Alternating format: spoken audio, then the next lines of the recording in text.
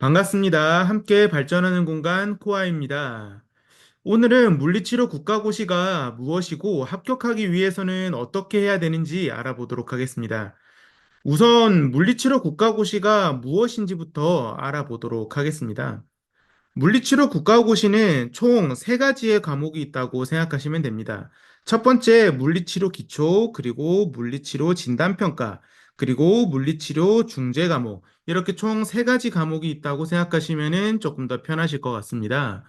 물리치료 기초 과목 안에는 해부생리학, 운동학, 물리적 인자치료, 공중보건학이 있고, 물리치료 진단평가에는 진단평가 원리, 검사와 평가, 임상의사결정, 물리치료 문제 해결, 그리고 물리치료 중재 과목에는 근골격계 중재, 신경계 중재, 심폐혈관계 중재, 그리고 피부계 중재, 물리치료 문제 해결, 이렇게 작은 소단원들이 있다고 생각하시면 될 것 같아요. 우선은 국가고시를 공부하기에 앞서서 내가 어떠한 과목들을 공부해야 되는지, 그리고 어떠한 과목들을 더 중심적으로 공부를 해야 되는지 알아보셔야 되겠죠. 우선 물리치료 국가고시를 공부하시기 위해서는 뭐 해부학이나 뭐 운동학, 물리적 인자치료, 공중보거나 이런 소단원들을 다 공부하셔야 되는데 그 안에도 뭐 해부생리학 안에 이러한 작은 소단원들이 또 존재하고 있습니다. 지금 이 자료 같은 경우는 국시원에서 공개한 자료이기 때문에 사실상 물리치료 국가고시가 이러한 큰 틀 안에서 진행이 된다라고 보시는 게 합당하다고 저는 생각을 하고 있고요. 그래서 저희들이 하는 강의 또한 이 커리큘럼에 맞춰서 강의를 제작을 했고, 저희들이 하는 교재들도 여기에 맞춰서 중심적으로 교재가 편성이 되어 있습니다. 그렇게 되면은 우리가 어떠한 합격 기준을 가지고 물리치료 국가고시를 합격하고 불합격하는지도 알아봐야 되겠죠. 물리치료 국가고시는 총 3교시로 진행이 됩니다. 우선 1교시, 2교시, 3교시 이렇게 세 교시를 통해서 진행이 되는데 1교시 같은 경우는 방금 전에 보셨던 물리치료 기초, 그리고 물리치료 진단평가를 시험 보게 되고요.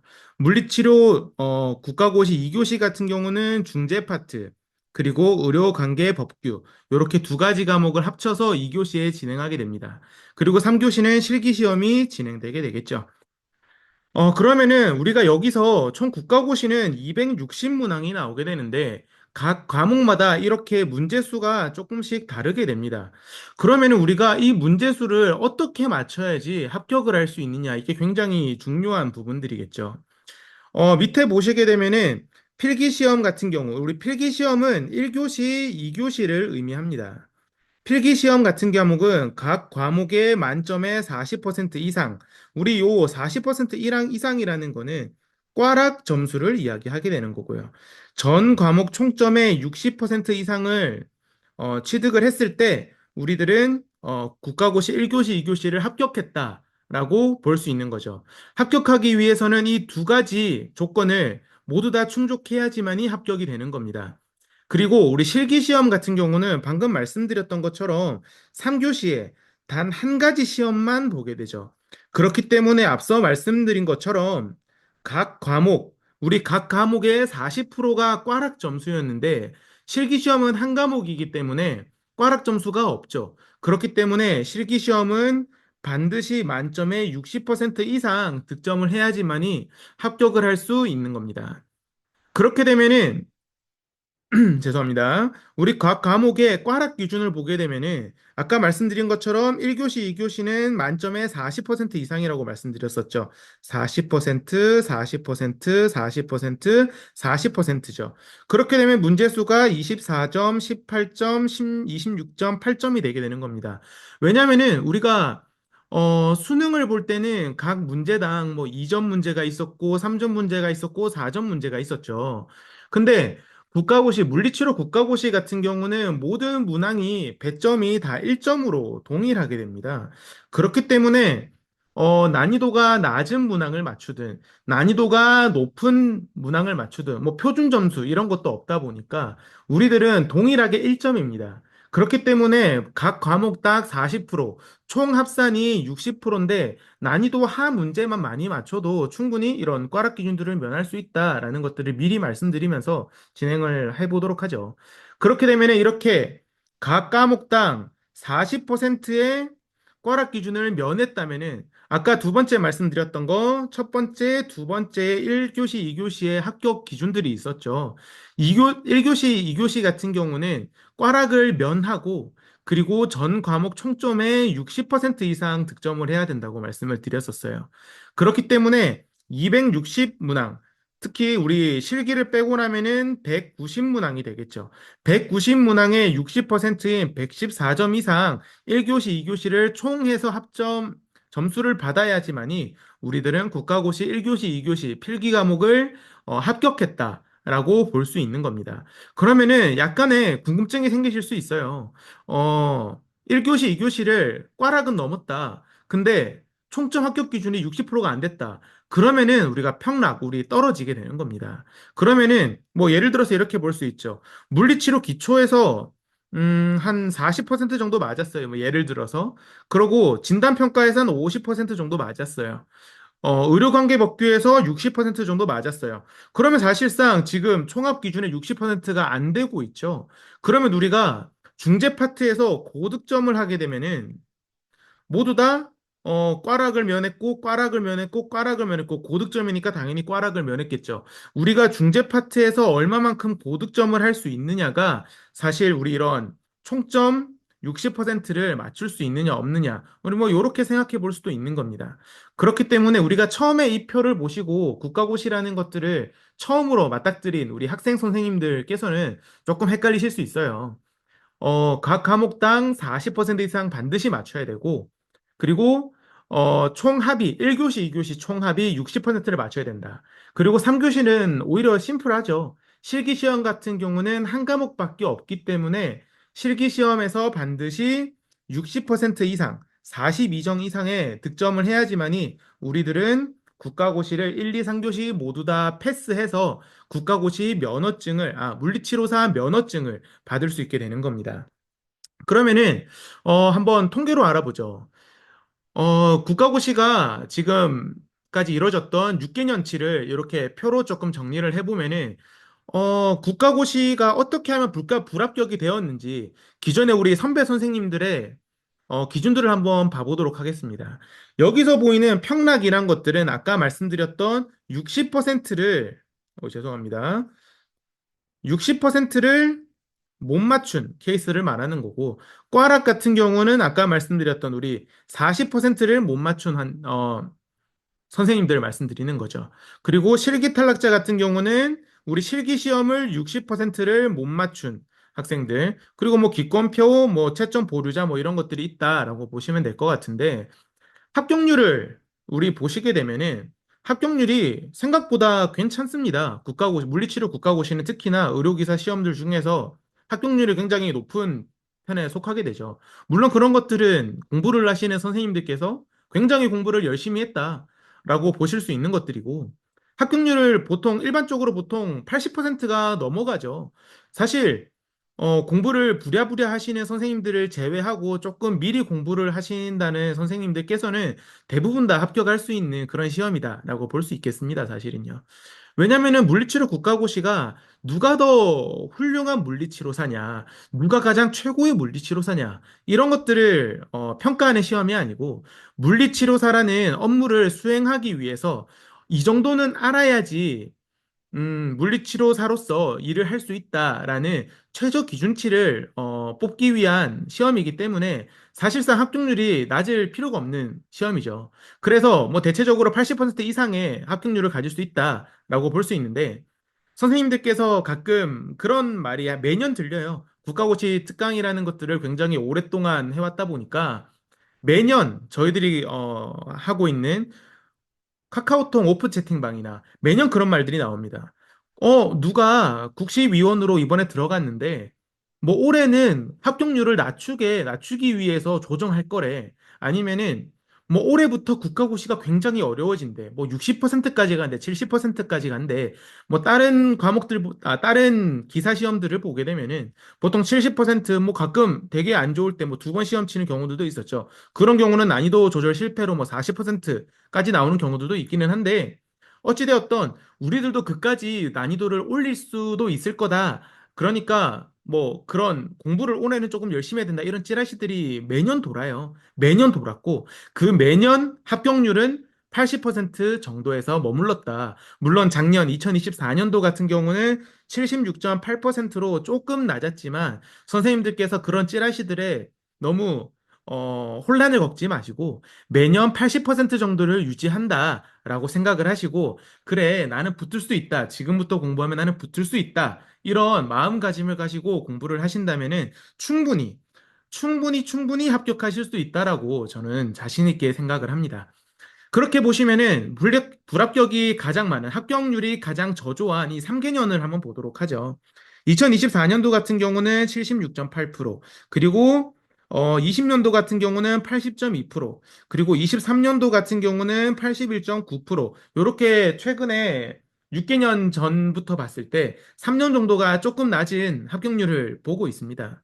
근데 그러면은 합격률이 떨어졌을 때 과연 선배 학생 선생님들은 어떻게 떨어졌느냐를 보게 되면은 우리 평락이 굉장히 많죠. 평락이라는 거는 우리 60%를 못 맞춘 선생님들입니다. 반대로 우리 꽈락을 보게 되죠. 꽈락 같은 경우는 4명, 3명, 2명밖에 없습니다. 합격률이 낮아진다라는 거는 평락 총 이 60%, 이 60%를 못 맞춘다는 거지. 꽈락 대 꽈락이 많이 나와서 우리가 합격을 못한다. 이렇게 생각했던 것들은 굉장히 잘못된 생각인 거죠. 그렇기 때문에 1년에 우리가 국가고시를 뭐 일반적으로 5천 명 정도 응시를 합니다.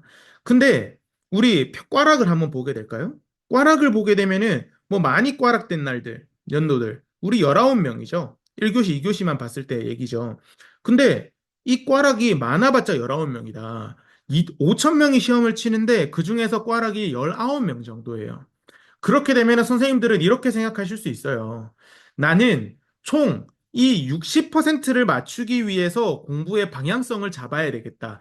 이렇게 생각을 하시면 자연스럽게 이 꽈락은 면해지는 겁니다. 이거에 대한 이유는 그 다음 우리 슬라이드를 통해서 앞으로 제가 반복적으로 말씀드릴 거니까 반드시 선생님들의 목표는 이 평락 60%를 반드시 맞추겠다. 이것들로 목표를 잡아야 되겠죠. 그리고 실기 탈락자 같은 과목도 뭐 실기 탈락자가 우리 뭐 60%죠. 아까 실기 과목 같은 경우는 60% 꽈락을 가지게 되는 건데 사실 5천 명의 인원으로 봤을 때 실기 탈락자가 그렇게 많지 않죠. 뭐 100명이 채 안 되니까요. 근데 실기라는 것 과목 자체가 나중에 있는 슬라이드에서 말씀드리겠지만 사실상 1교시, 2교시를 공부하면은 자연스럽게 따라오는 점수가 실기 점수입니다. 그러니까 뭐 내가 실기를 공부하기 위해서 더 시간을 쓰겠다. 이런 것보다 제가 계속 강조드리는 1교시, 2교시 이 과목들에 집중을 해서 공부를 하시면은 충분히 합격을 할 수 있다라고 말씀드릴 수 있을 것 같아요.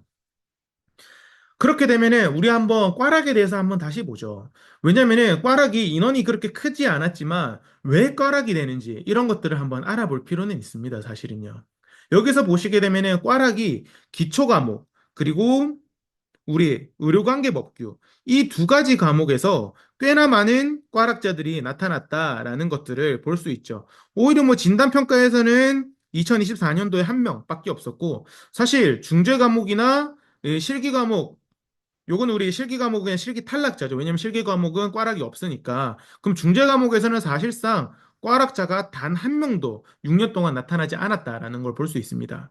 근데 여기서 보면은 조금 내용이 있죠. 왜냐면은 이 기초 과목 같은 경우는 아까 전에 해부생리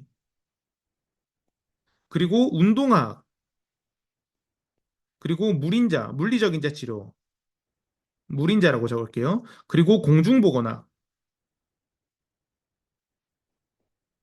우리 이러한 네 가지 과목이 기초 파트에 들어간다. 물리치료 기초 파트에 들어간다. 라고 말씀을 드렸는데, 보시게 되면은 굉장히, 범위가 방대하죠. 왜냐면은 해부생리만 놓고 보자고요. 해부생리 양이 얼마나 많습니까? 그 안에서 문제를 내야 되는데, 문제를 우리 그 방대한 자료 안에서 물리치료 기초에서 총 60문제를 냅니다. 60문항을 내게 되는데, 이 방대한 양에서 60문항을 내게 되면은 당연히 내가 올해 합격률을 조금 낮추고 싶다라고 생각을 하거나 그래서 조금 구석에 있는 잘 보지 않는 그런 내용들을 문제를 낸다면은 당연히 어려워지겠죠. 그리고 내가 조금 공부하는 방향성이 조금 잘못됐다라고 생각을 하시면은 뭔가 중요한 파트를 공부하지 않고 상대적으로 중요하지 않는 부분들을 더 열심히 공부했다라고 생각을 하시면은 이런 기초 과목에서 꽈락이 발생하게 되는 겁니다. 그렇기 때문에 물리치료 국가고시를 준비하시는 선생님들은 이 반드시 공부의 방향성, 그리고 공부의 방향성과 내가 이 파트를 공부하는 데 있어서 어떤 부분들이 중요하고 어떤 부분들은 좀 과감하게 대충 아니면은 차라리 날려버릴 수 있는지 그렇게 자세한 것까지 암기를 할 필요가 없습니다. 왜냐면은 우리가 인간이죠. 우리들은 컴퓨터가 아니에요. 망각의 동물이기 때문에 한 번 공부한 것들을 계속해서 리마인드 했을 때 당연히 잊혀지는 기억들이 존재하게 되죠. 그런 것들이 공부량이고요. 그렇기 때문에 기초 파트에서 내가 너무 많은 지식들을 모두 다 가지고 간다라고 했을 때 과연 내가 기초 파트에서 고득점을 하는 것들이 효율상 맞겠느냐. 그리고 내가 중요하지 않는 부분들을 열심히 공부했을 때 그러면은 중요한 부분들을 내가 상대적으로 조금 덜 공부할 수밖에 없겠죠. 그러면은 이러한 꽈락 같은 문제가 발생하기도 합니다. 그렇기 때문에 이렇게 공부할 양이 방대한 과목일수록 어디를 집중적으로 공부해야 되는지 그런 것들을 반드시 알고 지나가셔야 됩니다. 그리고 뒤에 보면은 의료관계 법규에서도 2명, 19명, 1명 이렇게 꽈락자들이 발생되게 됐죠. 보시게 되면은 의료관계 법규가 조금 힘듭니다. 왜냐면은 20문항이 나오는데 그중에 40%가 8문항이에요. 8문항인데 지금 국가고시를 준비하시기 전에 이렇게 생각을 하시면은, 뭐, 20문제 중에서 내가 뭐 8문제도 못 맞출까? 뭐 이런 생각들을 하시게 되는데, 막상 모의고사를 푸시게 되면은, 이거 생각보다 머리가 아픕니다. 왜냐면은 의료관계법규가 양이 그렇게 많지는 않은데, 이게 문제 수가 워낙 적다 보니까, 내가 한 문제 한 문제 틀렸을 때 다가오는 퍼센테이지의 숫자가 굉장히 크게 맞닥뜨려집니다. 특히나 의료관계 법규를 크게 공부하지 않고 뭐 조금 얇게 모의고사 위주로 공부했을 때 충분히 10문항 정도를 맞출 수 있어요. 10문항에서 뭐 한 12문항까지는 특별히 의료관계 법규를 깊게 파지 않고도 모의고사만 풀었을 때도 모의고사 풀고 오답 노트 정리하고 모의고사 풀고 오답 노트 했을 때도 충분히 10문제에서 12문제 정도는 맞출 수 있습니다, 항상. 근데 우리가 좀 생각을 해보자고요. 내가 10문제를 맞추는 사람이다. 라고 딱 가정을 했을 때, 이거 조금 속된 말로 굉장히 쫄리죠. 왜냐면은 내가 한 문제, 두 문제 실수하거나 내가 국가고시 당일날 좀 재수가 없어서 내가 잘 보지 않았던 문항이 덜컥 많이 나왔다. 내가 잘 보지 않던 문제가 덜컥 12문제가 나왔고, 어라, 내가 한 문제를 실수했네? 그러면은 내가 7점이 되면서 꽈락이 되는 겁니다. 그렇기 때문에 의료관계법규도 조금 더 깊이 있게 공부하실 필요가 있다라고 말씀을 드릴 수 있을 것 같아요. 그러면은 우리가 기존에 있던 6개년치를 국시원에서 이런 난이도들을 공개를 했어요. 국가고시 문제지가 어떠한 난이도로 평가가 되었는지. 물론 이런 것들은 선배 선생님께서 어떻게 시험을 쳤냐에 따라서 이런 상중하가 나뉘게 됐죠. 보게 되면은 물리치료 기초 파트입니다. 아까 기초 파트에 많은 과목들이 있었는데 기초 파트를 보게 되면은 이런 난이도 상, 중, 하가 있어요. 제가 이런 난이도라는 슬라이드를 각 과목마다 정리했는데 제가 반복적으로 말씀드릴 거는 난이도 상 문제 우리가 맞추려고 노력하지 않아도 됩니다. 왜냐하면 출제위원 교수님들도 난이도 상 문제 맞추지 말라고 낸 거예요. 뭐 막말로 말씀드리면은요. 왜냐면은 뭐 상 문제 우리가 이거를 굳이 왜 맞춰야 되죠? 뭐 수학 능력 평가 같은 경우는 조금 난이도가 높은 문제일수록 배점이 높게 되죠. 뭐 4점이 됐다거나 3점이 됐다거나. 그렇기 때문에 난이도 상문제를 반드시 맞춰야 된다라는 것들이 우리가 깔고 들어가지만 우리 아까 전에 뭐라고 말씀드렸죠? 물리치료 국가고시는 모든 문항이 평등하게 1점이다. 우리들은 하, 중, 상 중에서 하와 중만 맞춰도 충분히 합격을 합니다. 여기서 한번 보시게 되죠. 아까 물리치료 기초 파트가 양이 많아서 조금 꽈락 인원들이 많다라고 말씀을 드렸었어요. 우리 하 문제와 상 문제의 퍼센테이지만 한번 보도록 하죠. 2019년도 같은 경우는 45%, 20년도 같은 경우는 52%가 나왔죠. 그리고 21년도 같은 경우는 60%, 그리고 77%, 60%, 60%예요. 우리 상문제와 하문제를 합쳤을 때 퍼센트입니다. 우리 이거 봤을 때 뭔가 떠오르는 게 없나요? 아까 전에 40%가 꽈락이었고 총 60%가 맞으면은 합격이 된다고 했잖아요. 근데 보시죠. 2019년도 같은 경우는 상문제와 중문제가 합쳐서 45문제밖에 안 됐어요. 상문제와 중문제만 다 맞춰도 우리들은 꽈락 점수를 면할 수 있었던 겁니다. 나머지 연도들을 볼까요? 뭐 20년도는 52%이지만 21년도부터 24년도까지는 중문제와 하문제만 맞춰도 우리들은 이미 합격 기준인 60%를 넘을 수 있었다라는 것들을 볼 수 있는 거죠. 그리고 2019년도와 20년도만 봤어도 뭐 사실 뒤에 보면 똑같이 나와요. 왜냐하면 중재 파트에서 굉장히 문제가 그렇게 어렵게 나오지 않았기 때문에 총 했을 때 60%를 충분히 넘을 수 있는, 왜냐하면 물리치료 기초 파트가 가장 문제를 어렵게 내는 파트입니다. 왜냐하면은 어, 다른 과목들을 한번 생각해 보자고요. 중재 과목들, 우리가 지금 국가고시 문제가 오픈이 되죠. 2019년도부터. 문제가 오픈이 되는데, 출제위원 교수님들께서도 뭐 정확하지는 않지만 뭐 이러한 생각들을 하고 계실 거라고 사료가 돼요. 왜냐면은 문제가 오픈되는데, 문제가 어떠한 시시비비에 대해서 가릴 수 있는 문제가 나와버렸어요. 어떤 문제의 소지가 있는 문제가 나와버렸어요. 그렇게 되면은 조금 국시원 입장에서도 난감하죠. 그렇기 때문에 중재 파트에서는 문제를 어렵게 내기가 굉장히 어렵습니다. 근데 반면에 물리치료 기초 파트나 진단평가 같이 정확하게 답이 있는 과목들, 과학적으로 뭐 뼈가 몇 개다, 뭐 장기는 어떠한 기능을 한다, 이런 것들은 이미 모든 게 나왔죠. 어떤 평가는 어떤 식으로 진행되고 어떤 것들을 목적으로 하고 그리고 어떤 것들을 했을 때 플러스다. 이런 것들이 나온 것들은 이미 팩트잖아요. 그거에 대해서는 시시비비가 나올 수가 없어요. 그렇기 때문에 그런 과목일수록 문제를 어렵게 내는 게 굉장히 용이한 거죠. 학생 선생님들께서 공부를 잘 안 할 것 같은 아주 작은 부분들을 문제를 내거나 아니면은 문제들을 여러 부분에서 취합해서 문제를 한 문제를 냈을 때 굉장히 선생님들께서 어려워할 수 있다. 그렇기 때문에 문제 난이도 상문제를 내는 게 굉장히 용이하게 되죠. 그렇기 때문에 방금 전에 제가 가볍게 말씀드렸지만 물리치료 기초 파트는 꽈락을 면한다는 마인드. 그리고 조금 가능하다면 한 50% 정도까지는 맞겠다는 마인드. 그런 마인드로 공부하는 게 굉장히 중요한 과목이 되겠습니다. 그리고 진단평가도 보게 되죠. 진단평가도 똑같이 난이도 중문제와 하문제만 합쳐서 보죠. 우리 84%, 63%, 83%, 94%, 74%, 60%예요. 이거 물리치료 기초랑 너무 퍼센테이지가 다르죠. 우리 하문제와 중문제만 봐도 어떤 2022년도 같은 경우는 94%라는 말도 안 되는 퍼센티지가 나옵니다. 난이도 상문제가 단지 문항수가 3문제밖에 없었다는 거예요. 이거 어떤 말이죠? 선생님들께서 고득점하기 아주 용이한 과목이다. 문제가 대체적으로 평이하고 문제를 푸는데 선생님들이 어느 정도 공부를 했으면은 어지간하면은 다 맞출 수 있다라는 과목이라고 볼 수 있겠습니다. 그렇기 때문에 제가 계속 반복드리는 거. 선생님들께서 난이도 하문제와 중문제를 맞춘다는 생각. 그리고 상문제 우리 오지선다잖아요. 이거 진짜 어 조금 안 좋은 마인드인데 우리 찍어도 20% 맞아요. 맞죠? 우리 확률적으로 20% 맞아요. 확률적으로 20% 맞으면은 그냥 상문제 찍자고요.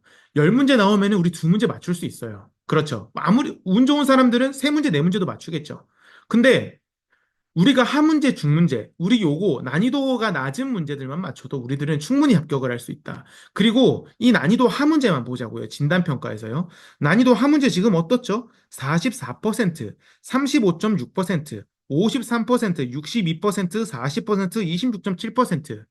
24년도 같은 경우가 조금 어려웠어요. 그래서 진단평가가 난이도 하문제만 맞췄을 때 24년도, 우리 요, 그리고 20년도, 요 두 해만 꽈락 점수보다 낮게 나옵니다. 근데 우리 보자고요. 20년도 같은 경우도 35.6%죠. 난이도 한 문제 다 맞췄다고 생각해 봐요. 그리고 나는 중재를 아주 잘하는 사람이에요.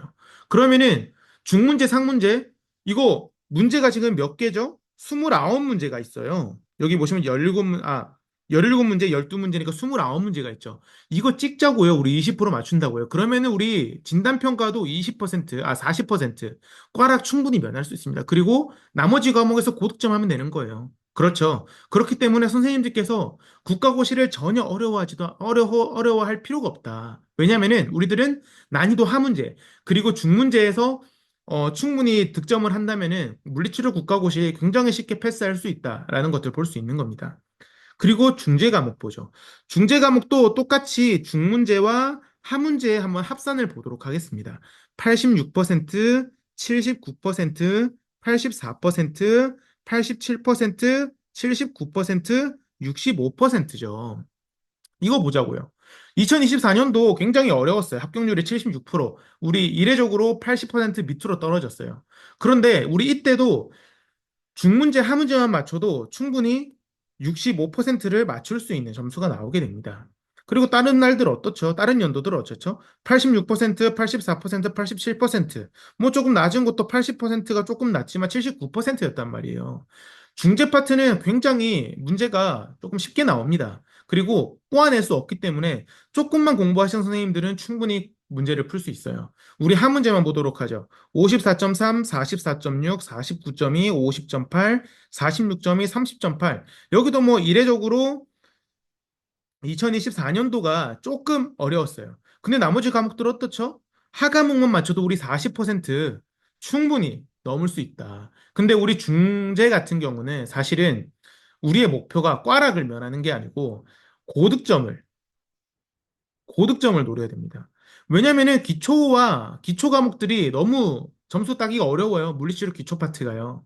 그렇기 때문에 우리들은 진단평가와 중재에서 점수를 먹어놔서 물리치료 기초에서 60%를 못 채운 양들을 우리들은 진단평가와 중재에서 더 채워나가줘야 되는데 특히나 중재 파트가 굉장히 고득점하기가 용이합니다. 이 퍼센테이지만 봐도 그렇고 문제를 나중에 직접 맞닥뜨렸을 때도 선생님들이 그렇게 느끼실 거예요. 그렇기 때문에 중재의 목표는 고득점이다라는 거 한 번 더 반복해서 설명드리면서 우리 그 다음 의료관계 법규 한번 넘어가 보도록 하죠. 의료관계 법규 아까 말씀드린 것처럼 꽈락이 간혹 나오는 과목입니다. 중문제와 하문제 한번 합산을 보도록 하죠. 90%, 60%, 90%, 60%, 90%, 80%입니다. 어떻죠?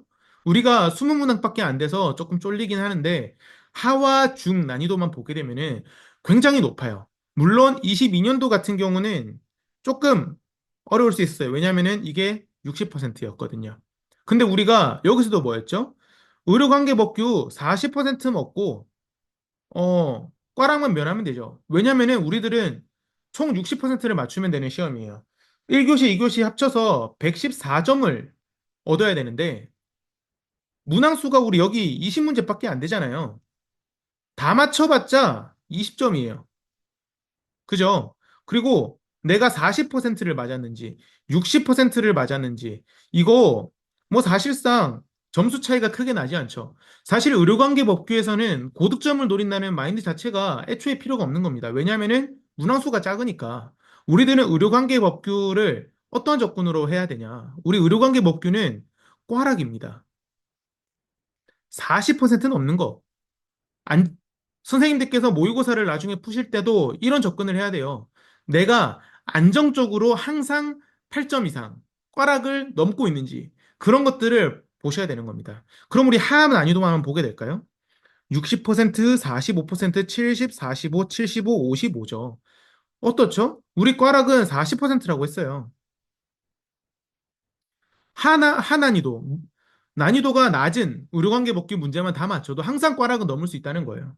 그렇기 때문에 의료관계 법규에서는 선생님들께서 시험장에서 너무 무서워서, 너무 쫄려서, 아니면은 물리치료 기초 파트에서 내가 너무 득점을 못했다는 느낌이 들어서, 내가 너무 주눅 들어서 실수만 하지 않으면은 의료관계 법규 어지간하면은 다 합격합니다.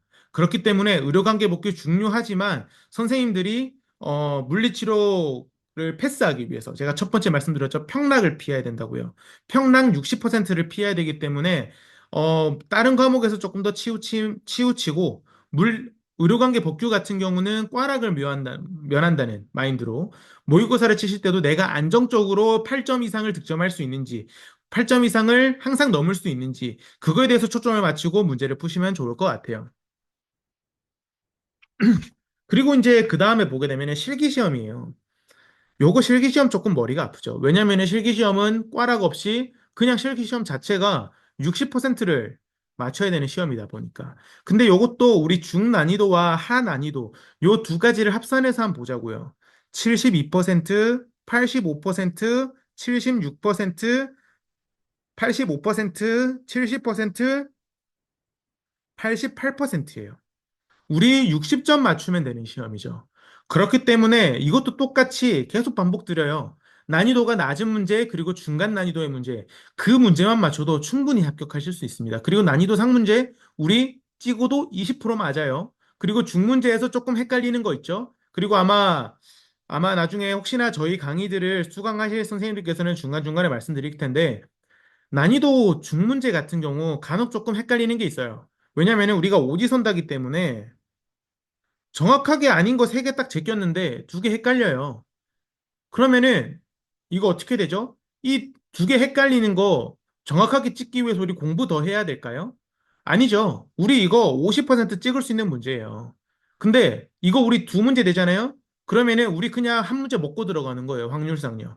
내가 이렇게 애매한 문제 한 문제 더 맞추기보다 오히려 다른 과목들, 내가 조금 부족한 과목들 더 투자해서 내가 조금 더 고득점을 할 수 있겠다. 아니면은 최소한 꽈락이 내가 지금 간당간당한 과목들이 있다. 그렇다면은 그 과목에 조금 더 추가해서 투자해서 내가 그 과목을 안정적으로 꽈락을 넘길 수 있는 점수를 만들어 놓고 이러한 50% 되는 문제 숫자들을 줄이는 이러한 방식들이 선생님들이 공부하는데 조금 더 효율적일 수 있습니다. 왜냐면은 어 이런 말씀을 드리는 게 맞는지는 잘 모르겠어요. 근데 사실 그래요. 우리가 인간이다 보니까 고득점을 하고 싶은 선생님들도 물론 있으시죠.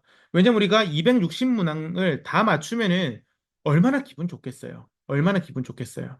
근데 우리들은 그 중에서 60%인 156점을 맞추면은 되는 시험이에요. 그렇죠. 1교시, 2교시, 3교시 다 합쳐서 우린 156점을 맞추면 돼요. 근데 사실 그래요. 사람이란 게 참 간사한 게 내가 200, 뭐 한 30점을 맞췄다라는 사람보다 어떤 사람이 더 희열이 있냐면은 157점 맞은 사람이 더 희열이 있어요. 왜냐면은 우리 가성비로 생각을 해보자고요. 157점 맞은 사람이 어떻죠?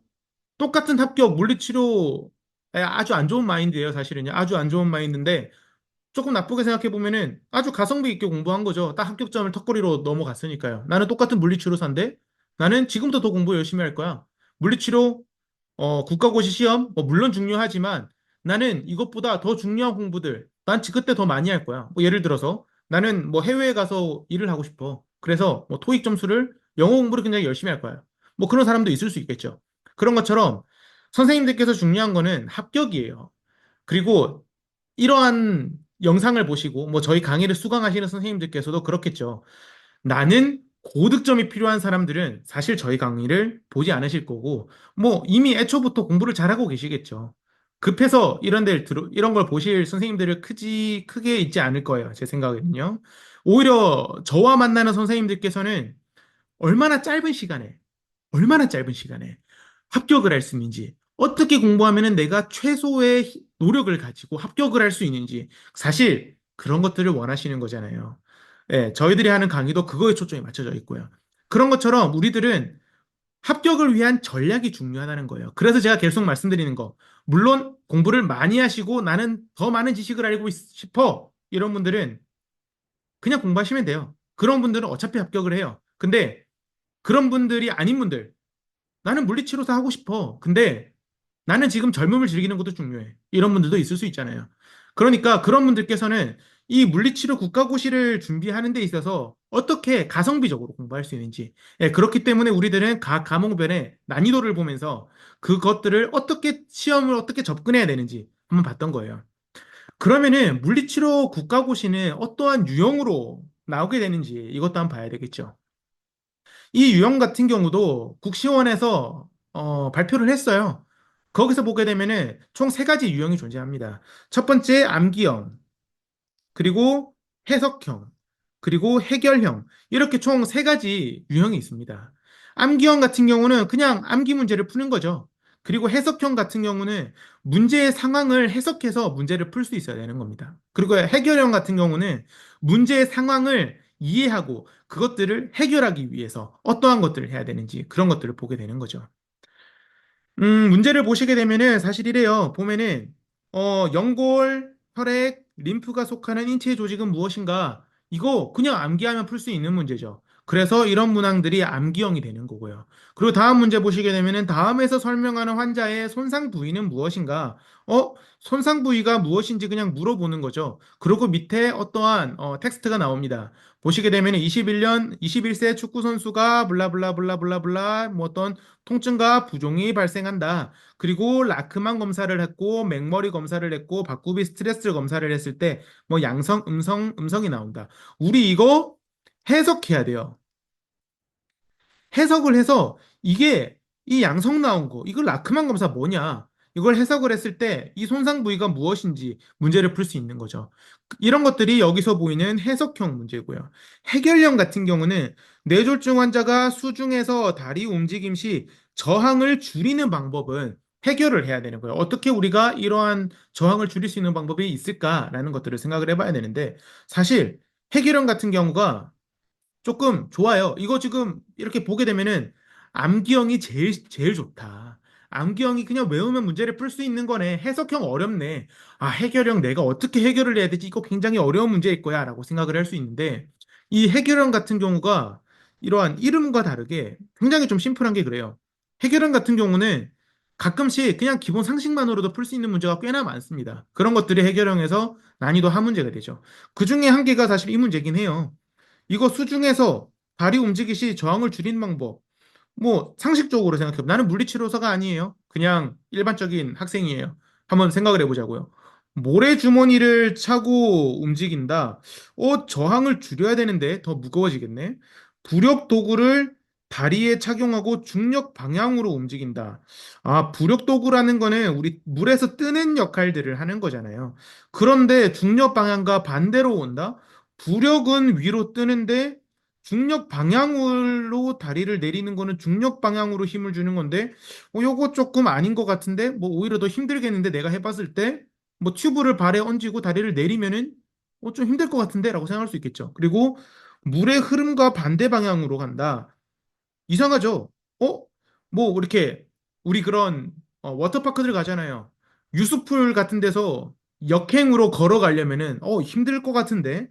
그리고 움직이는 속도를 점차 느리게 한다. 움직이는 속도를 점차 느리게 한다.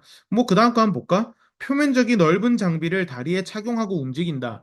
아, 뭔가 우리 수영장 같은 데 가서 우리 그걸 키판이라고 하나요? 처음에 수영을 처음 배울 때 우리 손에다가 잡고 발 동동동 거리면서 앞으로 나가는 거 연습하잖아요.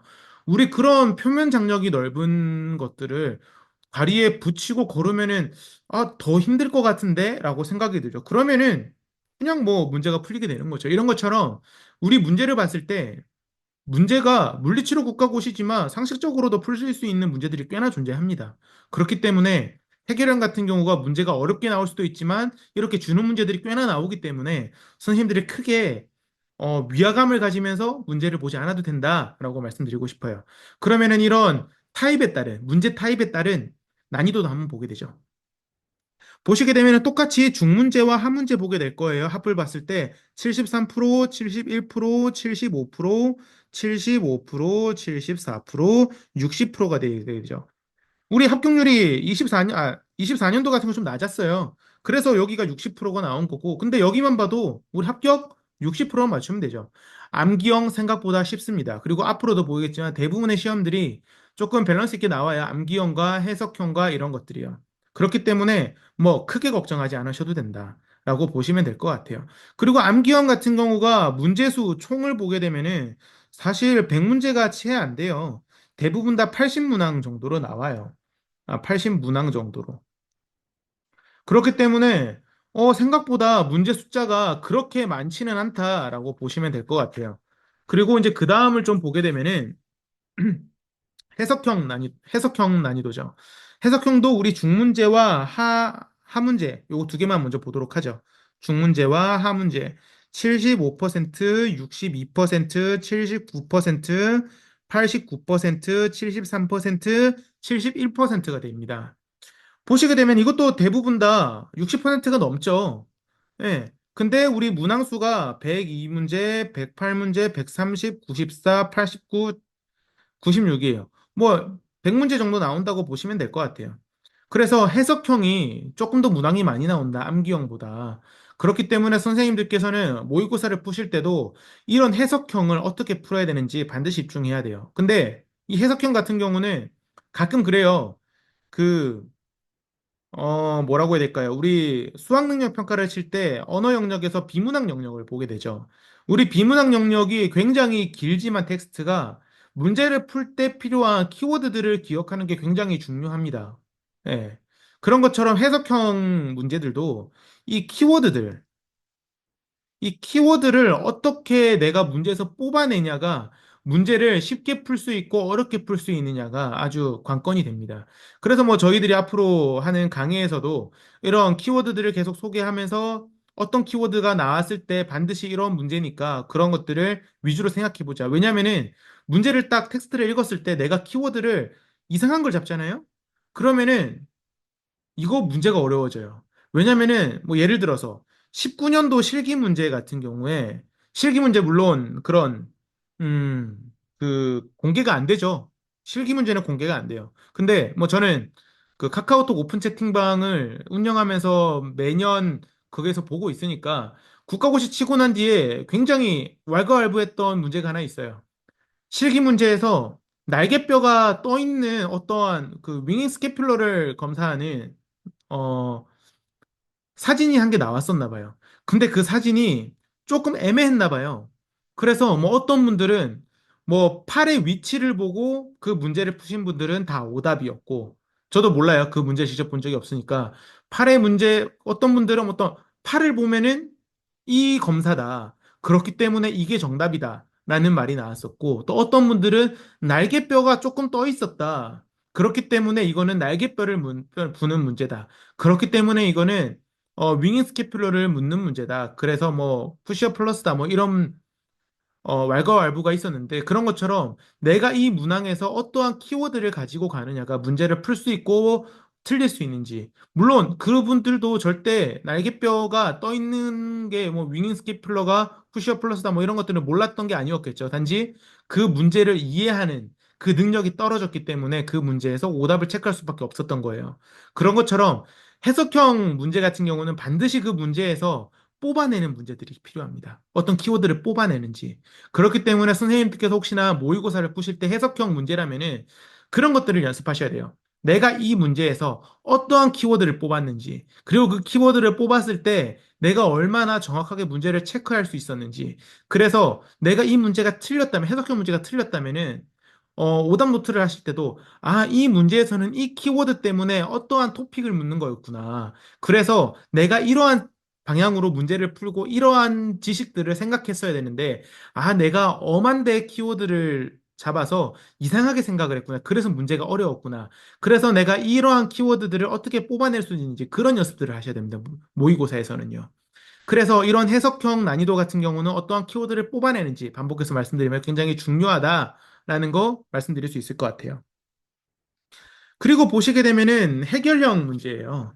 해결형 문제도 중난이도와 하난이도만 보게 되면은 72%, 83%, 73%, 84%, 78%, 77%예요. 이거 어떻죠? 굉장히 60%보다 굉장히 상위로 굉장히 높아요. 퍼센테이지가요. 그러니까 해결형 난이도가 절대로 어려운 문항이 아니다. 선생님들께서는 충분히 해결형 문제도 충분히 다 풀 수 있다. 이런 마인드로 해결형 난이도 문제가 있다면은 가벼운 마음으로 접근을 하셔야 됩니다. 그래서 반복을 드리면은 우리들은 문제 유형이 암기형, 해석형, 해결형이 있는데 암기형은 선생님들의 공부 양이겠죠. 많이 암기하셔야 될 겁니다. 물론 어떤 것들이 중요하고 어떤 것들이 좀 덜 중요하기는 있지만 뭐 그런 것들을 모의고사를 통해서 알아가시던 아니면은 뭐 혹시나 저희 강의를 들으신 선생님들께서는 저희 강의를 통해서 알아가시던 그런 것들을 파악해서 암기를 하셔야 되는 거고 해석형 같은 경우는 키워드입니다. 키워드를 보시고 그 문제에서 키워드를 쏙 뽑아서 내가 문제를 바로 풀 수 있는 그런 능력들을 키우는 게 필요한 거고요. 해결형 문제 같은 경우는 생각보다 쉽다. 그런 마인드를 가지고 해결형 난이도 나온다면 괜히 쫄지 말고 나는 이 문제 풀 수 있다라는 마인드로 접근하시면 어지간하면은 풀 수 있을 거라고 사료가 됩니다. 그러면은 이제 그 다음으로 국가고시 어떻게 내는 거냐라는 생각을 하실 수 있겠죠. 이것도 우리 국시원에서 공개를 한 자료인데 첫 번째 문제 개발을 하죠. 그리고 문항 검사를 합니다. 어떤 문제가 오류가 없는지. 그런 것들이 문제 은행에 보관이 됩니다. 그러면 우리가 그 다음번에 교수님들이 들어가셔서 출제 후보와 문항 선정을 하고 문제 출제를 하게 되죠. 근데 우리 문제를 출제했을 때 뭐 저는 안 들어갔으니까 몰라요. 뭐 만약에 100문제를 냈다면은 문제 출제가 60문제만 내고 뭐 40문제는 미출제 문제로 다시 문제 은행으로 들어가나 봐요. 예. 그리고 이제 당의 문제가 나오게 되고 그럼 나왔던 문제는 파기가 되느냐? 그거 아니에요. 결과 분석과 평가를 통해서 다시 문항 심사를 통해서 다시 문제 은행으로 들어가게 되는 거죠. 근데 국가고시가 지금 6개년밖에 나오지 않았어요.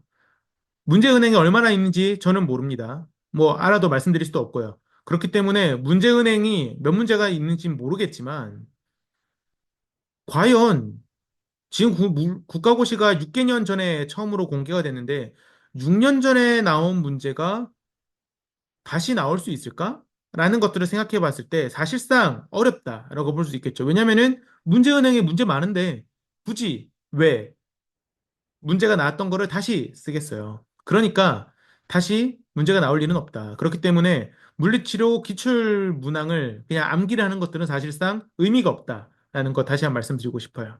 그럼 우리가 여기서 중요하게 봐야 될 거는 이 문제은행이에요. 문제은행 같은 경우가 문제를 계속 출제를 해서 그 데이터베이스에다가 쌓아놓는 형식이죠. 그리고 출제위원 교수님들이 들어가셔서 거기서 문제를 뽑아서 출제를 하게 되는 거고요. 물론 뭐 새로운 심사를 거치시겠지만요. 문제가 타당한지 뭐 난이도에 대한 타당성도 뭐 검사를 하실 거고요. 그런 것들을 하시겠지만 그럼 우리가 여기서 봐야 될 거는 문제은행이에요. 뭐 우리가 문제은행을 볼 수 없잖아요. 그러면은 우리가 거기 안에서 유추해 봐야 되는 거는 기존 6개년 동안 나왔던 문제들을 분석을 해보면은 많이 나오는 부분들이 있어요. 그 부분들은 중요한 부분이겠죠. 그럼 그 중요한 부분들은 물론 이 문제 개발을 할 때 중요한 부분이겠죠. 이 부분들은 중요하니까 예비 물리치료 선생님들이 반드시 알아야 되겠다라고 이제 고려된 파트에서 문항을 많이 개발했겠죠. 그러면은 그렇게 많이 개발된 문제들은 어떻다? 문제은행에 그 파트의 문항들이 굉장히 많이 들어있을 것이다라는 것들을 뭐 내부 사정을 몰라도 자연스럽게 유추해 볼 수 있어요, 우리들은요. 그렇기 때문에 그렇게 특히 많이 나온 부분들을 더 중점적으로 공부를 해야 된다. 그런 것들이 이제 뭐 저희 혹시 강의 사이트를 보신 분들은 뭐 저희가 만든 책이 엄청나게 높은 적중률을 보이고 있다라는 것들을 이미 보셨을 거예요. 왜냐하면 우리들은 저희들이 만드는 교재와 저희들이 앞으로 하는 강의들은 계속 이러한 적중률, 왜냐하면은 어디서 중요한지, 어디서 문제은행이 많은지 그런 것들을 체크를 해서 뭐 경향을 분석하고 뭐 이렇게 저희들 강사진들끼리 매년 협의를 해서 어떠한 강의 준비를 하고 있는데 그런 것처럼 우리들이 파트를 볼 때는 이 문제은행을 고려해야 됩니다. 왜냐면은 어떤 파트는 문제은행에 많이 들어있을 거고 좀 중요성이 떨어지는 부분들은 문제은행에 적게 들어가겠죠. 그러면 우리들이 공부하는 방향을 설정할 때 당연히 중요한 부분들을 더 공부해야 되죠. 절대로 그 부분 헷갈리면 안 돼요. 왜냐면은 그 부분은 문제가 날 확률이 높으니까. 그리고 조금 어려운 문제들, 조금 중요성이 낮은 부분들은 조금 헷갈려도 되겠죠. 왜냐면은 나올 확률이 조금 떨어지니까. 그러한 생각으로 공부를 하실 때도 모든 부분들을 다 암기하겠다가 아니에요. 중요한 부분들은 반드시 암기하고 조금 상대적으로 덜 중요한 부분들은 암기해야 되지만 좀 덜 암기하고 예, 그러한 마인드를 가지시는 게 중요할 것 같아요. 과목별 접근법입니다. 물리치료 국가고시가 정말 많은 과목들이 우리가 보고 있죠. 근데 이렇게 도식화 시켜놓으면 생각보다 심플해요. 왜냐하면 1교시에 나오는 이러한 해부학, 그리고 생리학, 그리고 운동학, 이 부분들이 굉장히 중요합니다. 이 지금 동그라미 크기는 선생님들이 중요성에 대한 크기예요. 해부학, 생리학, 운동학 굉장히 중요해요. 왜냐하면은 꽈락 피하기 위해서, 꽈락 피하기 위해서 굉장히 중요합니다. 여기서 꽈락 되면은 다른 거 아무리 고득점해도 답이 없어요. 근데 이 해부학, 생리학, 운동학 우리 여기 굉장히 중요합니다. 꽈락을 피하기 위해서. 그렇기 때문에 이 부분들은 굉장히 집중 있게 공부를 하셔야 될 것 같아요. 왜냐면은 양도 방대하니까. 똑같이 60%를 맞추기 위해서, 아니요, 40%를 맞추기 위해서 공부 양을 본다면은 이 해부 생리학, 운동학 우리 요 부분이 굉장히 양이 많아요. 다른 과목에 비해서. 그렇기 때문에 공부에 대한 시간 투자를 굉장히 많이 해주셔야 됩니다. 그리고 중요한 거 중재 파트죠. 왜냐면은 다른 과목보다 중재가 점수 따기 쉽다고 말씀드렸어요. 그렇기 때문에 중재 파트 굉장히 집중해서 공부하셔서 고득점을 노리자. 다른 과목에서 40% 꽈락해도 꽈락만 면해도 중재 파트에서 고득점에는 우리 그냥 합격할 수 있어요. 그러니까 중재 굉장히 중요합니다. 시간을 투자하실 때 중재 파트도 우리의 해부 생리학, 운동학처럼 많은 시간들을 투자해 주셔야 돼요. 그리고 진단평가 중요하죠. 왜냐하면 아까 전에 말씀드렸던 진단평가 과목도 어, 꽤나 난이도가 중과 하만 맞춰도 60% 이상 고득점을 할 수 있어요. 그렇기 때문에 중재 파트만큼 진단평가도 굉장히 중요합니다. 그리고 이 물리적 인자 치료가 있어요. 이거에 대해서 사실 선생님들께 좀 말씀드리고 싶은 것들이 있는데 매년 저희 오픈 채팅방에서 보면은 이런 말들이 돌아요.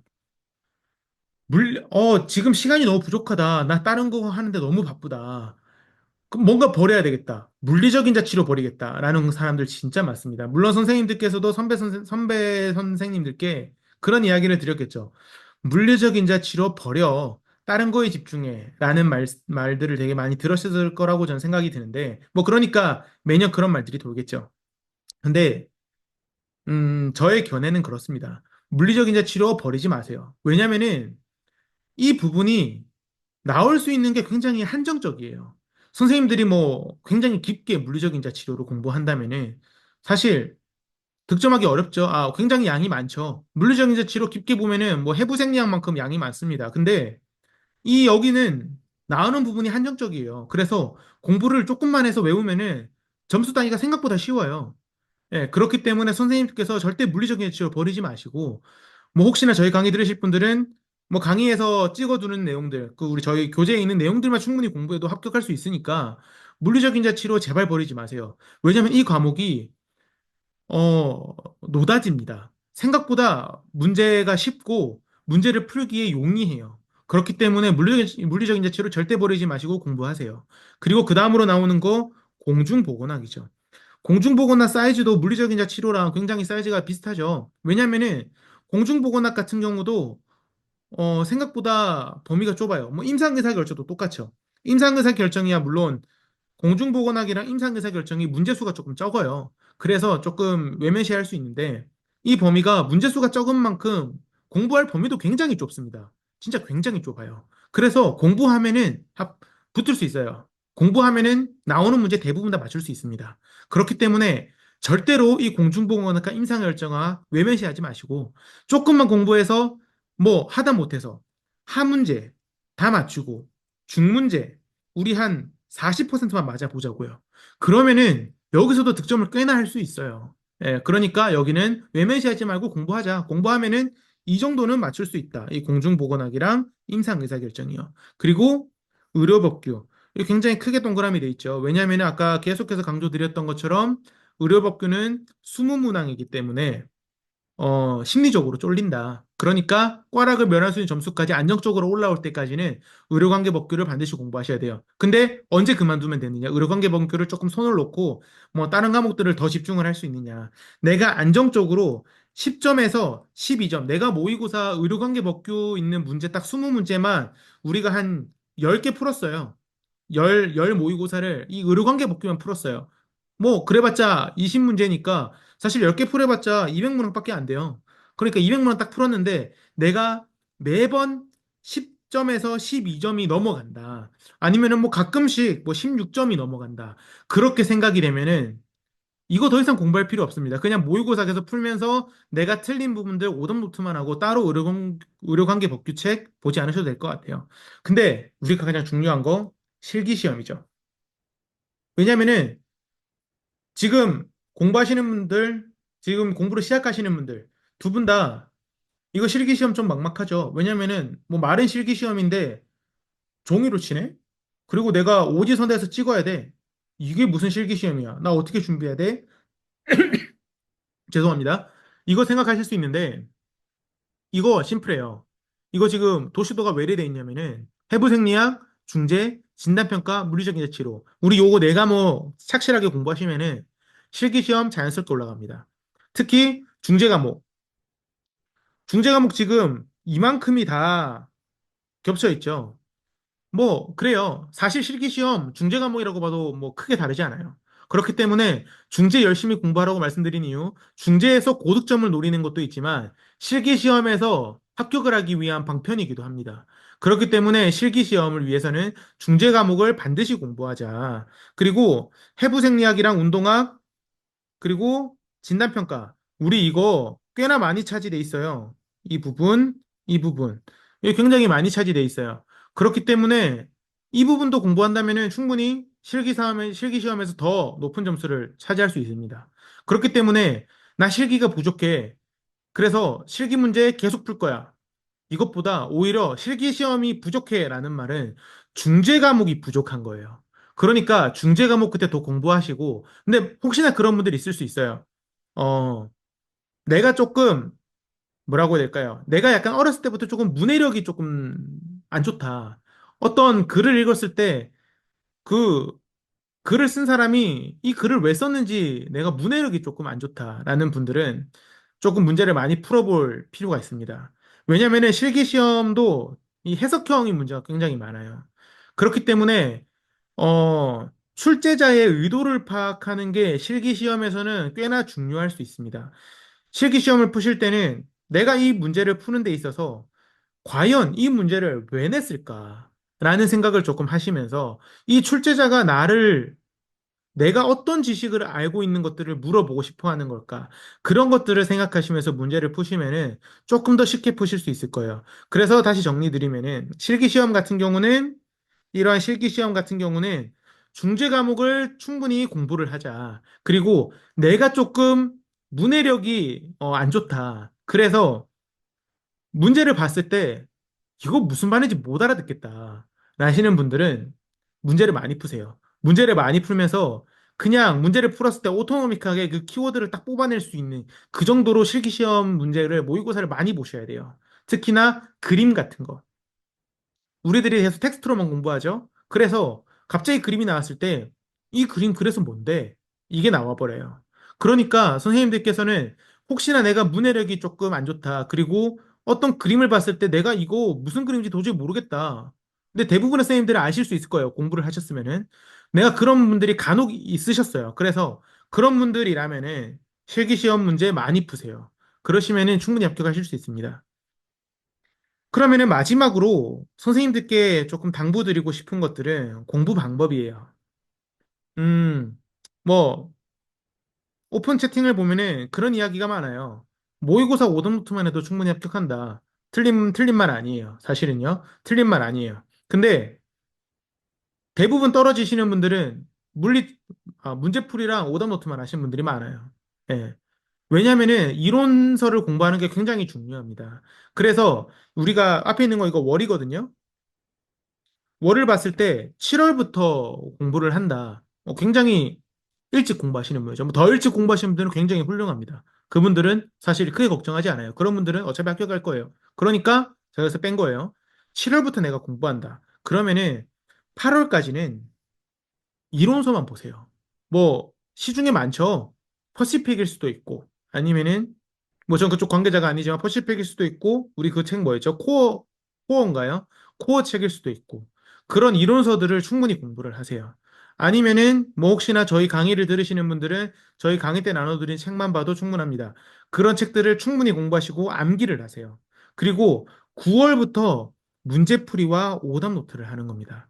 그리고 9월은 문제풀이 하면서 이론서 계속 같이 봐주셔야 돼요.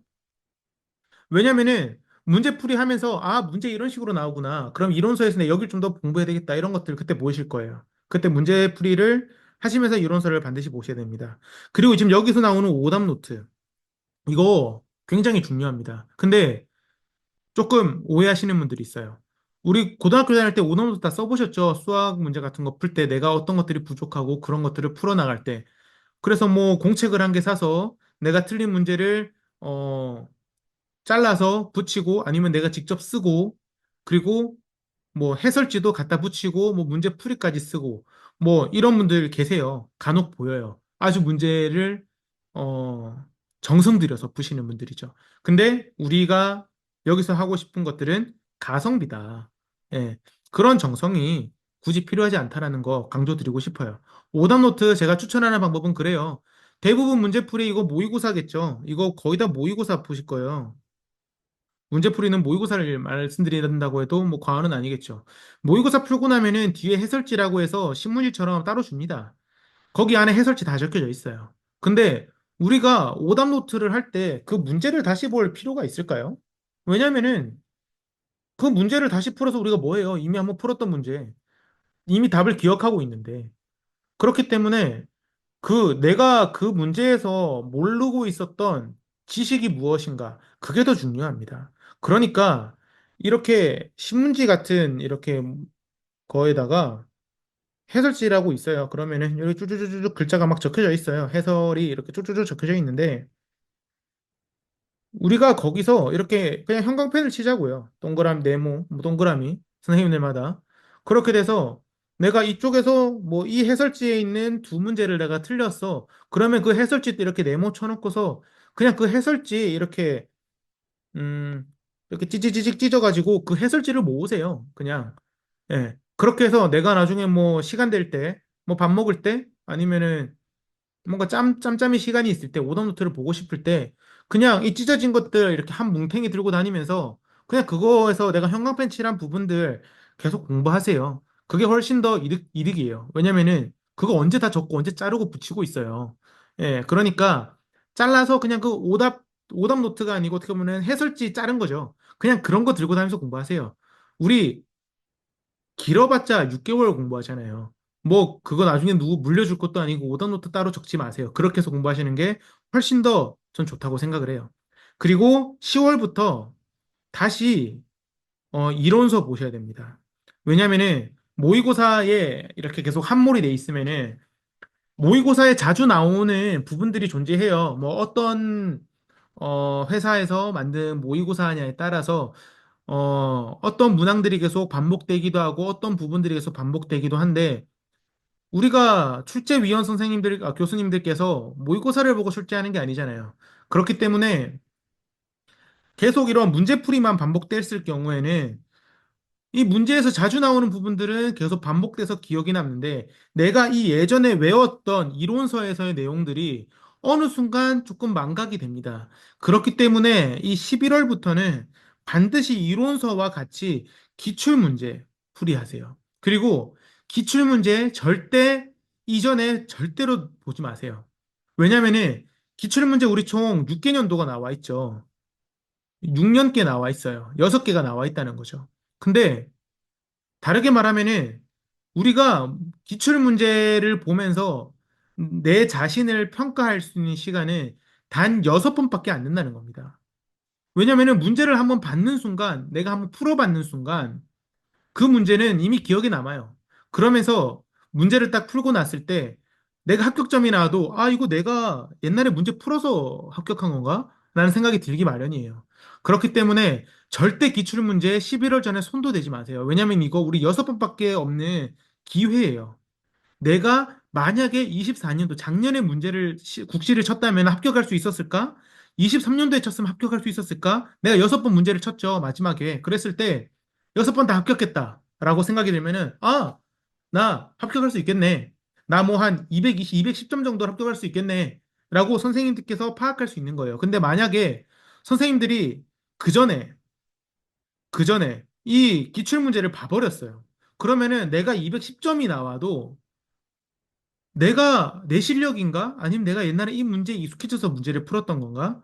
그런 의아함이 들 수 있는 거예요. 그러면 계속 선생님들이 위축될 수밖에 없어요. 국시 전까지. 그리고 또다시 말씀드리는 거. 이거 모의고사 있죠. 출판사라고 해야 될까요? 그 회사가 많이 없잖아요. 그래서 그 출판사마다 선호하는 문제 유형들이 있고, 그렇다 보면 선생님들께서 뭐, 올해 거 풀어보고, 뭐 작년 것도 풀어보고, 모의고사 되게 많이 푸실 거예요. 나중에 되면은 뭐 하루에 막 4개씩 푸시는 분들도 있어요.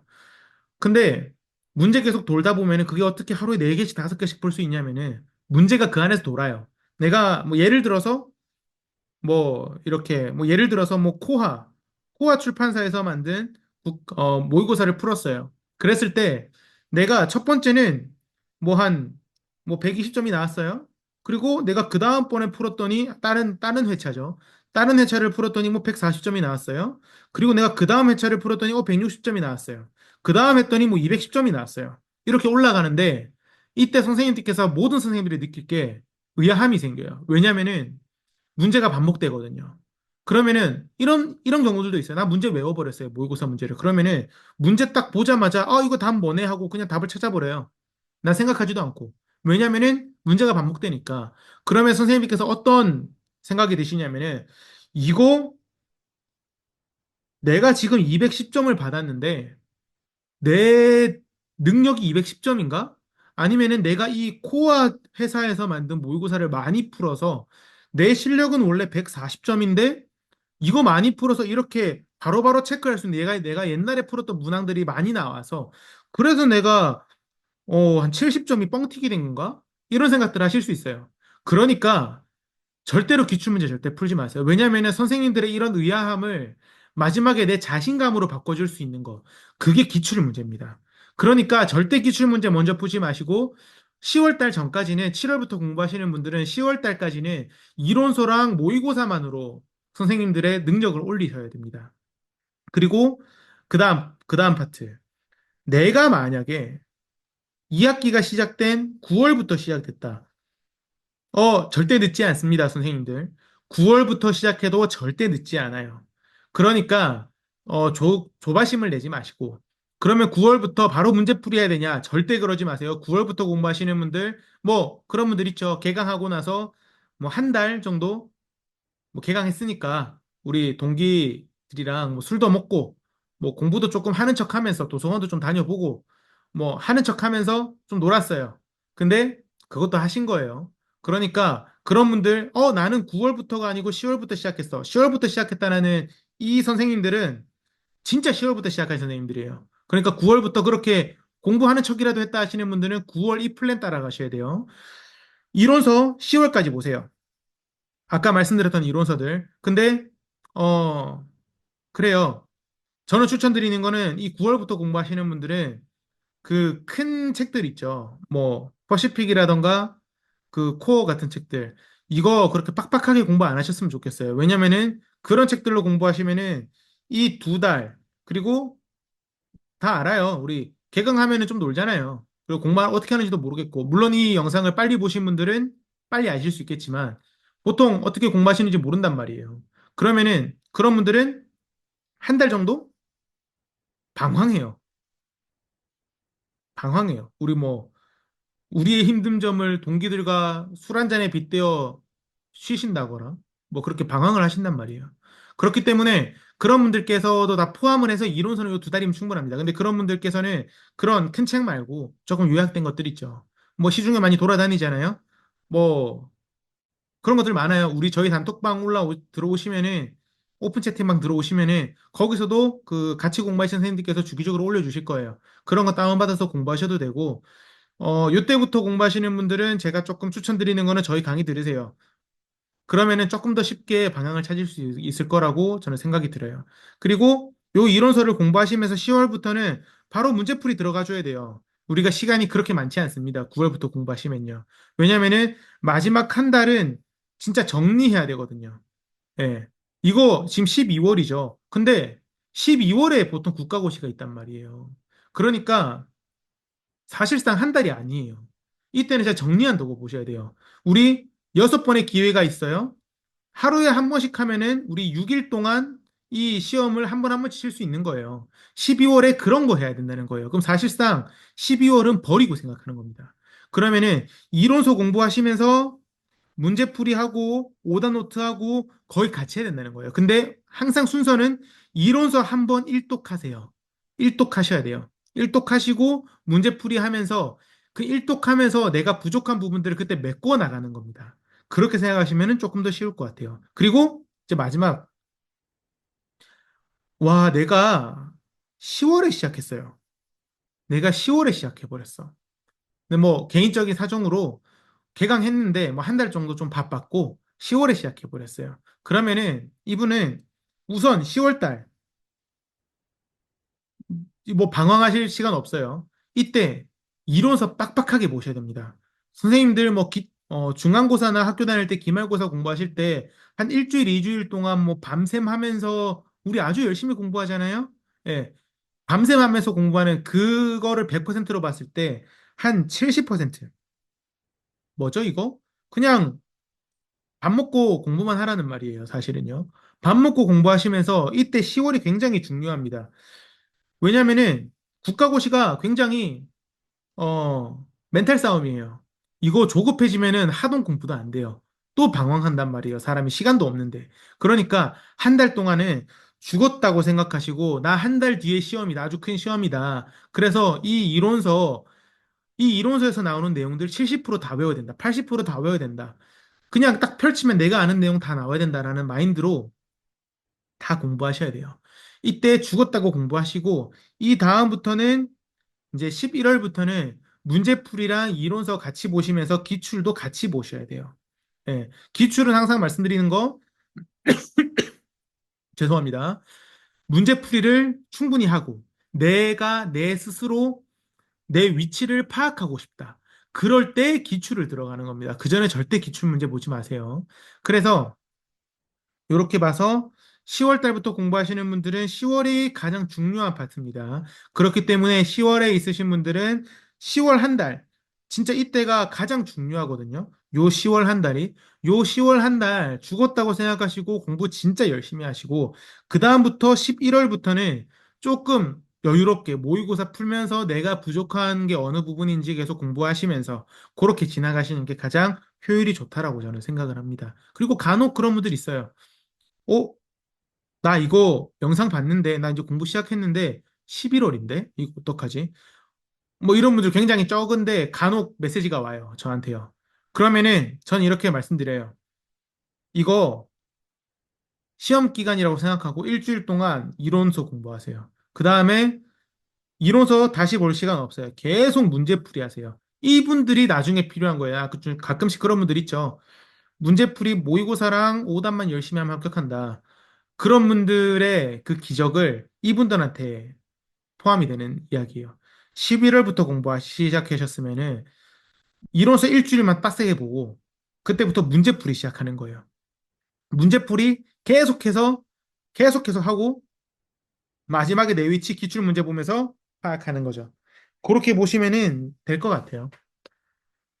그러면은 지금까지 이 물리치료 국가고시가 어떤 시험이고 어떻게 준비를 하면은 조금 더 쉽게 합격할 수 있는지 가볍게 좀 말씀을 드렸고, 진짜 저는 그래요. 우리 이런 영상을 만들고 이전에 유튜브를 통해서도 예전부터 선생님들과 소통을 해 왔었죠. 그 이유가 이 물리치료 국가고시라는 게 누구한테는 크다면 크고 인생에서 뭐 변환점이 될 수 있는 시험인데, 저는 누구보다도 많은 선생님들께서 합격을 하시고, 물리치료, 저와 같은 물리치료사가 돼서, 예, 한국에서 아니면 외국에서, 예, 저는 지금 외국에서 근무하고 있는데 한국이나 외국에서 선생님들의 역량을 충분히 펼칠 수 있는 그런 전문가가 되셨으면 좋겠다는 마음을 가지고 있습니다. 그래서 항상 선생님들께 말씀드리지만 저는 정말 모든 선생님들의 합격을 진심으로 기원을 합니다. 그러니까 어, 이거 국가고시 시험 멘탈 싸움이라고 말씀드렸어요. 절대로 멘탈 깨지지 마시고 끝까지 최선을 다해서 공부하셔서 모두 다 좋은 결과를 가졌으면 좋겠습니다. 그리고 좋은 결과가 나왔을 때 뭐 저한테 감사 인사를 하시면은 저는 너무나도 그게 저가 이런 것들을 하는 기쁨이고 행복이고 그리고 선생님들께서 나중에 임상에 나와서 저와 만났을 때도 간혹 그런 분들이 계셔요. 한국에서 강의를 할 때도 어 이거 선생님이셨어요? 아, 저 이거 봤었는데 이런 말씀해 주시면 너무나도 기분이 짜릿하고 거기서 희열을 느껴요. 그러니까 선생님들 열심히 하시고 모두의 국가고시 합격을 응원합니다. 예, 감사합니다. 안내사항이 있어 잠시 안내드리겠습니다. 저희가 진행하는 국가고시 특강에 대해 문의가 많이 와서 영상으로 짧게 공지하도록 하겠습니다. 저희가 오래전부터 매년 진행하던 국가고시 실시간 온라인 특강을 2025년 올해부터 인터넷 강의로 진행하려고 합니다. 항상 선착순에 밀려서 추가 인원을 원하시는 수강생분들과 실시간 강의 한계 때문에 강의 당일 시간이 안 되시는 분들이 말씀해 주시던 아쉬운 마음을 피드백해서 올해부터는 양방향 소통에 장점이 있었던 실시간 강의를 대체해서 언제든지 들으실 수 있는 인터넷 강의로 진행하려고 합니다. 저희 국시특강 클래스는 오랜 기간 노하우를 가진 물리치료 국가고시 전문 강사진들이 직접 제작한 교재로 진행될 예정입니다. 저희가 처음 특강을 시작한 계기도 보다 많은 학생 선생님들께서 스트레스 없이 국가고시를 합격을 했으면 하는 마음에서 시작되었기 때문에 높은 퀄리티의 강의를 학생 선생님들께 부담되지 않는 선에서 최대한 합리적인 가격으로 측정했습니다. 저희 클래스는 어느 것부터 시작해야 할지 막막하신 분들이나 방대한 범위 혹은 노베이스라서 공부 방향을 잡지 못하시는 분들께 강하게 추천드립니다. 클래스를 진행하는 교재는 저희가 직접 집필한 책으로 물리치료 국가고시에 완전히 초점을 맞춰 준비되었습니다. 그리고 저희 교재는 평균 60%만 맞추면 합격이 가능한 물리치료 국가고시에서 매년 높은 적중률을 기록하고 있습니다. 다르게 말씀드리면 자주 출제되고 중요한 부분만 정리하고 나올 확률이 낮은 부분은 과감하게 제거하여 국가고시를 준비하시는 선생님들께 무엇이 중요하고 어떻게 공부해야 짧은 시간에 합격점을 도달할 수 있는지 제시할 수 있는 교재입니다. 국가고시 준비 기간은 선생님들마다 다르겠지만 길게는 12달, 짧게는 2달입니다. 그렇기 때문에 짧은 기간 안에 합격점을 달성하는 전략적인 접근이 반드시 필요합니다. 방향성을 잘못 잡아 한두 달 정도 버리게 된다면 합격점에서 멀어진다는 말이기도 합니다. 그래서 저희는 5가지 전략적 접근을 제안합니다. 첫 번째, 공부 방향성 설정. 두 번째, 암기 범위 축소. 세 번째, 국시 기출문제 유형 분석. 네 번째, 국시 경향 분석. 다섯 번째, 킬러 문항 분석입니다. 이러한 전략적 접근은 클래스에서 저희가 충분히 준비해 알려드리도록 하겠습니다. 저희 클래스 커리큘럼과 강사진, 신청 방법, 이벤트들은 클래스 홈페이지를 통해 확인이 가능합니다. 그리고 국가고시를 준비하시는 선생님들께서 자유롭게 토론이 가능한 카카오톡 오픈 채팅방도 운영 중이니 관심 있으신 선생님들께서는 들어와 주시면 되겠습니다. 마지막으로 저희 인스타그램에서는 국가고시 100일 전부터 스토리를 통해 국가고시 준비 100문항을 올려드리고 있습니다. 뿐만 아니라 물리치료사 선생님들께 도움이 될 만한 자료들을 정기적으로 업로드하고 있으니 많은 관심 부탁드리겠습니다. 저희는 모든 국가고시 준비생들의 합격을 기원합니다. 감사합니다.